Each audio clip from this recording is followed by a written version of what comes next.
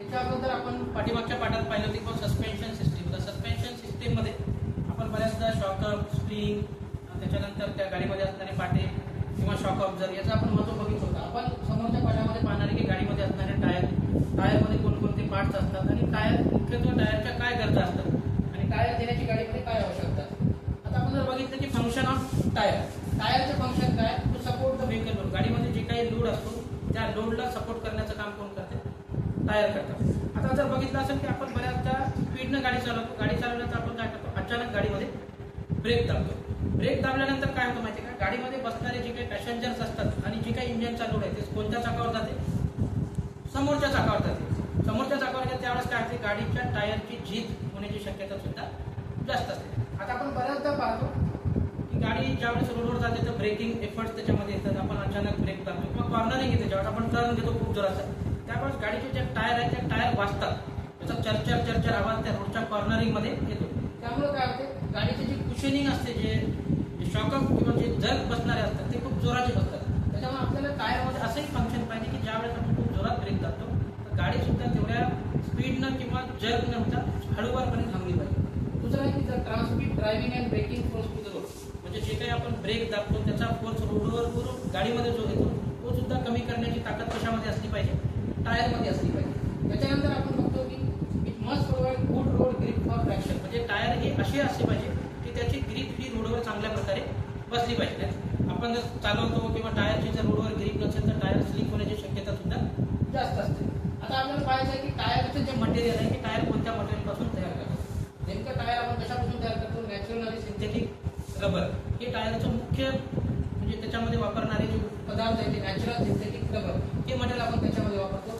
त्याच्यासोबतच आपण त्याच्यामध्ये रबरची स्टील, नायलॉन, पॉलिस्टर, सिलिकॉन किंवा स्टील बेल्ट, स्टीलचे तार वगैरे असतात, याच्या साह्यानं काय करतो आपण टायरचं मटेरियल तयार करतो आणि टायर बनवल्या जातात. आता जर बघितलं असेल की आपण सर्वात पहिल्यांदा टायरचे मुख्य दोन प्रकार पडतात, एक सॉलिड टायर आणि दुसरा न्यूमॅटिक टायर. सॉलिड टायरचा तुम्ही बघितलं असेल की या टायरचा मुख्य उद्देश आहे they are made of solid rubber, म्हणजे एका सॉलिड रबरापासून ते तयार करतो आपण आणि याला पंक्चर काढण्याची याला आवश्यकता राहत नाही, कारण हे टायर पंक्चर होणारे नाही, कारण सॉलिड रबरापासून तयार झाल्यामुळे त्याच्यामध्ये पंक्चर होण्याची शक्यता राहत नाही. पण हे टायर आपण ज्या ठिकाणी वापरतो त्या ठिकाणी जे शॉक्स असतात, जे खड्डे वगैरे असतात, त्याचा इफेक्ट आपल्या गाडीला जास्त होतो. म्हणून ऑटोमोबाईल फील्डमध्ये आपण अशा प्रकारचे टायर वापरत नाही. जुन्या काळात तुम्ही बघितलं असेल की टांग्याला वगैरे अशा प्रकारचे टायर आपण वापरत होतो.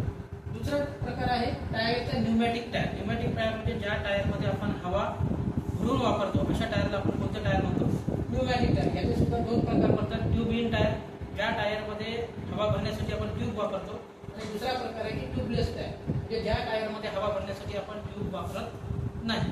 आपण फिगर पाहू शकतो की ट्यूब टायर आणि ट्यूबलेस टायर. याच्यानंतर टायरमध्ये वेगवेगळे पार्ट्स येतात. टायरचे वेगवेगळे पार्ट जर आपण बघितलं तर टायरचा सर्वात वरचा जो भाग असतो त्या भागाला आपण काय म्हणतो, ट्रेड म्हणतो. त्याच्यानंतर त्या ट्रेडच्या खाली जो भाग आहे त्याला आपण ब्रेकर, त्याच्यानंतर तिसरा भाग आहे कुशन, त्याच्यानंतर tyre shoulder, side wall, bead आणि क्वाड टायर आणि टायर मार्किंग, असे वेगवेगळे भाग जे असतात ते पार्ट आपण कशामध्ये पाहणार आहे, टायरच्या याच्यामध्ये.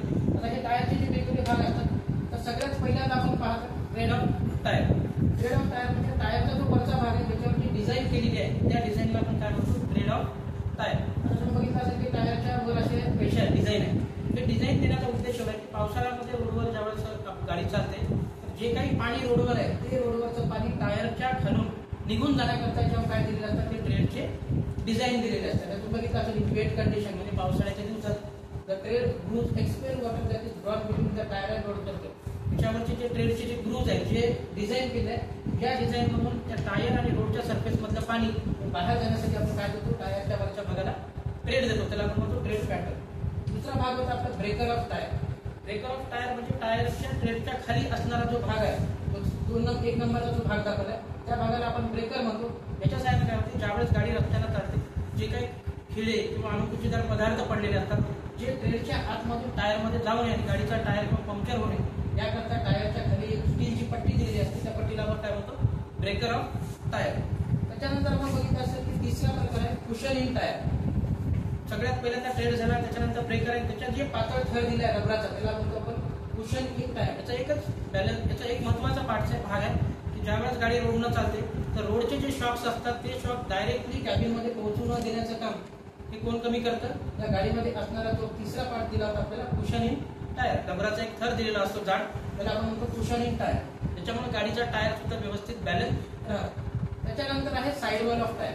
जर आपण बघितले की गाडीचा ट्रेड पाहिला, ब्रेकर आणि त्याच्यानंतर साईडचा जो पातळ रबराचा भाग आहे याच्यामध्ये टायरची आपण हवा साठवली जाते आणि ज्या साइड वॉलवर गाडीची पूर्ण मार्किंग दिलेली असते, गाडी कोणत्या कंपनीची आहे, टायरची साईज काय, किती लोडवर हा टायर चालते किंवा किती स्पीड किंवा काय, सर्व डिटेल्स जे दिलेले असतात ते टायरच्या ज्या पातळ भागावर दिलेले असतात, आपण त्याला काय म्हणतो? Side wall of tyre.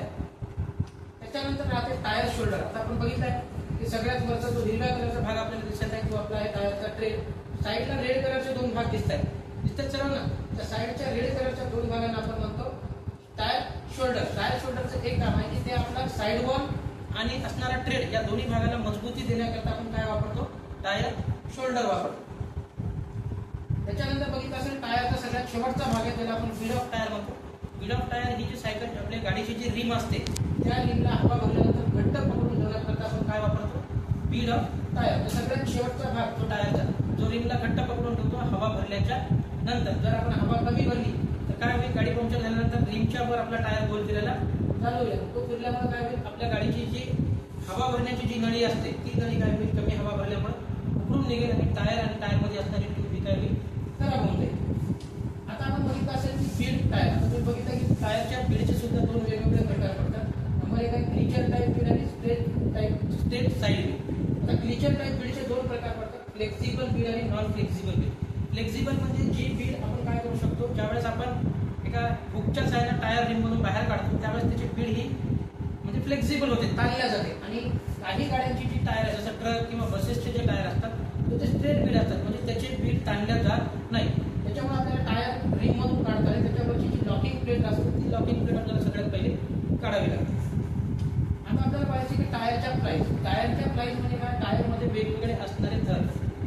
जेवढ्या टायरच्या प्लायची संख्या जास्त असते तेवढी त्या टायरची किंमत जास्त असते. आता प्लाय टाकण्याची पण पद्धत आहे. सर्वात पहिल्यांदा स्टीलचे प्लाय, त्याच्यानंतर तारेची प्लाय, त्याच्यानंतर नॉयलॉन, पॉलिस्टर असे वेगवेगळे प्लाय टाकून काय होते? गाडीच्या टायरला आपण वेगळी मजबूती देतो. जेवढी प्लायची संख्या जास्त असेल तेवढी त्या टायरची किंमत आणि टायरचं आयुष्य सुद्धा जास्त असतं. आता आपल्याला पाहिजे की टायरची वेगवेगळी मार्किंग राहते. जसं तुम्ही आता इथं बघितलं की 205/55/60 91 कोण.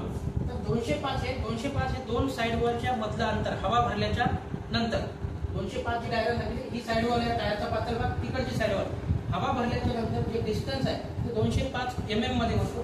55 ही टायरची हाईट आहे, म्हणजे तुमच्या बीड पासून वर टायर शोल्डर पर्यंत जी उंची राहते त्याला आपण 55 रेशो मध्ये म्हणतो. पर्सेंटेज मध्ये ती झाली टायरची हाईट. आर म्हणजे रेडियल टायर.